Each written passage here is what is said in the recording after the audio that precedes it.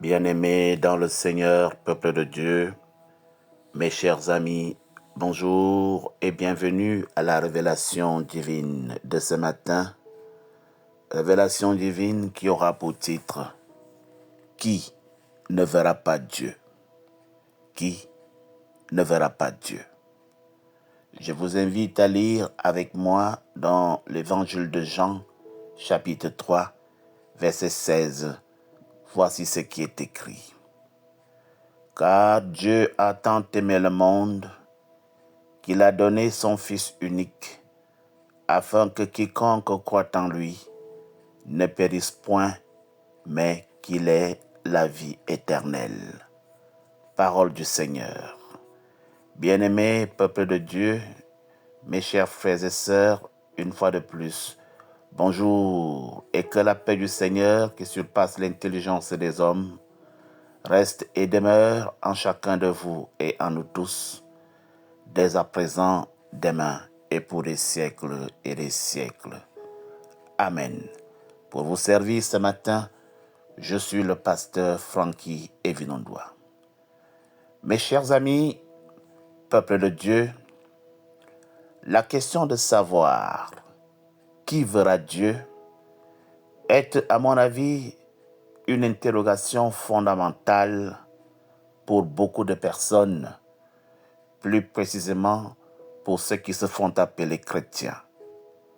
La Bible nous donne des réponses assez claires par rapport à cette question et il est important de les comprendre pour prendre des décisions éclairées concernant notre vie spirituelle.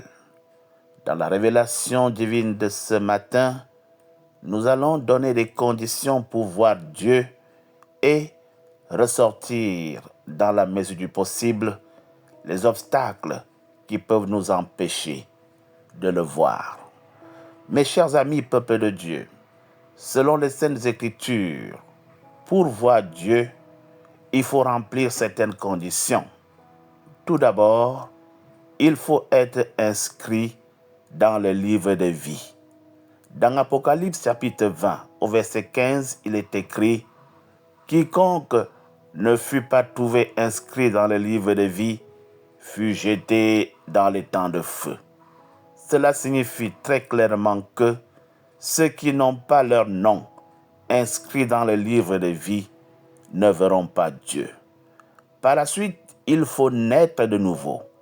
Dans Jean chapitre 3, au verset 3, Jésus dit « en vérité, je te le dis, si un homme ne naît de nouveau, il ne peut voir le royaume de Dieu. » Cela signifie que ceux qui n'ont pas accepté Jésus-Christ comme leur sauveur personnel et n'ont pas été régénérés par l'Esprit Saint ne verront pas Dieu. Enfin, mes chers amis, il faut demeurer en Dieu et ne pas pratiquer le péché. Dans 1 Jean, chapitre 3, au verset 6, il est écrit « Quiconque demeure en lui ne pêche pas. Quiconque pêche ne l'a pas vu et ne l'a pas connu. » Cela signifie très clairement que ceux qui pratiquent le péché de manière habituelle, de manière récurrente, et ne montrent pas de signe de repentance, ne verront pas Dieu. Mes chers frères et sœurs, il est évident qu'il y a des obstacles qui nous empêchent de voir Dieu et qui jonchent notre parcours tous les jours de notre vie. Malheureusement, oui, ces obstacles peuvent nous empêcher de voir Dieu. L'un des principaux obstacles, c'est le refus de se repentir.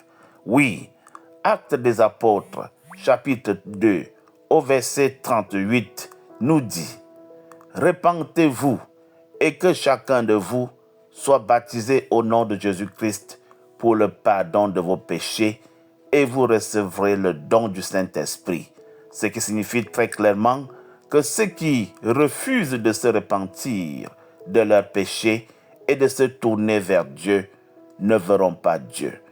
Je voudrais vous donner un autre obstacle, c'est le refus de pardonner. Dans Matthieu chapitre 6, versets 14 à 15, il est écrit « Car Si vous pardonnez aux hommes leurs offenses, votre Père céleste vous pardonnera aussi. Mais si vous ne pardonnez pas aux hommes, votre Père ne vous pardonnera pas non plus vos offenses. Mes chers amis, si tu ne comprends pas, c'est que si tu refuses de pardonner aux autres, oui, tu ne seras pas pardonné et par conséquent, tu ne verras pas Dieu. Je pense aussi qu'il y a l'absence des œuvres. L'absence des œuvres est également un obstacle pour voir Dieu. Matthieu 25, 31 à 46 stipule que Jésus parle du jugement final et dit que ceux qui n'ont pas nourri les affamés, donné à boire aux assoiffés, ainsi de suite, seront séparés de lui. Ce qui veut dire que ceux qui ne montrent pas de compassion, ceux qui ne montrent pas d'amour pour les autres, ne verront pas Dieu. Pensons aussi à l'amour excessif de l'argent, à l'amour excessif des richesses. Cela est également un obstacle pour voir Dieu. 1 Timothée 6, verset 10 dit « Car l'amour de l'argent est une racine de tous les maux, et ce sont les quelques-uns qui, en étant possédés, se sont égarés loin de la foi et se sont jetés eux-mêmes dans des tourments. » Cela signifie que ceux qui aiment l'argent et les richesses de manière excessive ne verront pas Dieu. Je voudrais enfin citer la haine. La haine et la malveillance. Cela sont aussi des éléments, des obstacles qui vont nous empêcher de voir Dieu. Dans 1 Jean chapitre 3 verset 15, il est écrit « Quiconque est son frère est un meurtrier. Et vous savez qu'aucun meurtrier n'a la vie éternelle demeurant en lui. » Mes chers amis, ceux qui haïssent et qui sont malveillants envers les autres ne verront pas Dieu. Vous savez que de telles attitudes ont des conséquences. Ceux qui ne verront pas Dieu seront jetés donc dans les temps de feu et seront complètement séparés de Dieu pour toujours.